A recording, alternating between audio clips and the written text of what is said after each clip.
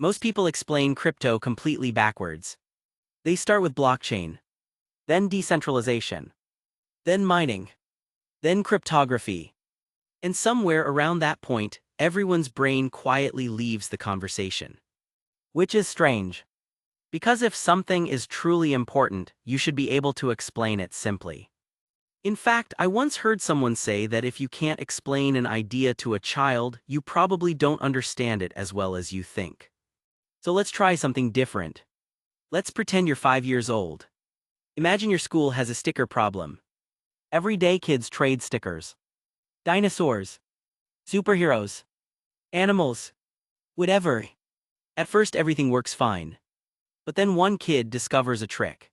He starts drawing extra stickers at home. Suddenly there are more stickers everywhere.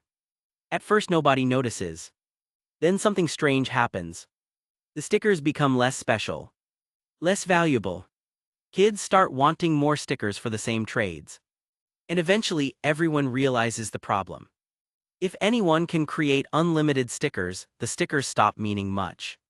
Now keep that thought in your head. Because that's where the story of crypto actually begins. Most people think crypto is a technology story. It isn't. It's a trust story. For thousands of years, humans have been asking the same question. How do we store value? Gold solved that problem for a long time. Why not? Because gold is magical. Because it's difficult to create, difficult to find, and difficult to fake. Scarcity creates value. Now imagine someone creates digital money with a rule. Only a limited amount can ever exist. Not maybe. Not probably. Guaranteed. Suddenly something interesting happens. For the first time, people have digital money that behaves more like gold than like paper. And that's essentially the idea that made Bitcoin different. But here's what most people don't realize. Bitcoin wasn't invented because people wanted a new investment. It was invented because some people wanted an alternative system.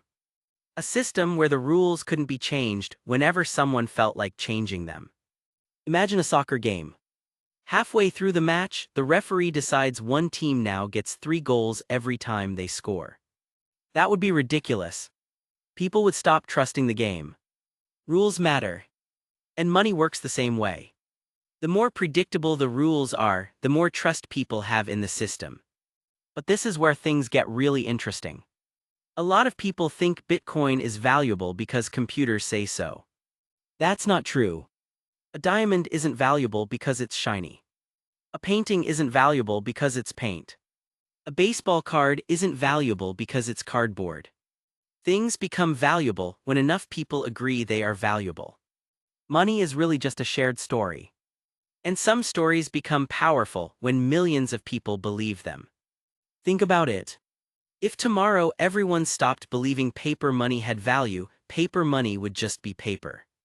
Trust is what gives money power. And crypto is really an experiment in digital trust.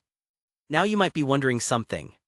If it's just digital, what's stopping someone from copying Bitcoin? Fair question. Imagine a giant notebook. Every time someone sends money, the notebook gets updated. But instead of one person owning the notebook, millions of people have identical copies. If somebody tries to cheat, everyone else's copy exposes the lie immediately. That's a massive simplification. But it's close enough to understand the core idea. And honestly, that's all most beginners need. Because the biggest mistake people make is trying to understand every technical detail before understanding the purpose. Most people use the internet every day. Very few understand how internet routing works. Most people drive cars. Almost nobody understands how automatic transmissions work. Understanding the purpose often comes before understanding the machinery. But here's the strange part.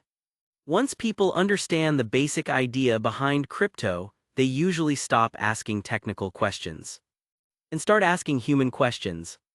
Why do people buy it? Why do people trust it? Why does it keep coming back after crashes? Those questions are actually much more important. Because crypto was never just a technology story. It's a human behavior story. It's a story about trust, about rules, about value, about who gets to control money. And whether you love crypto or hate it, those questions affect everyone.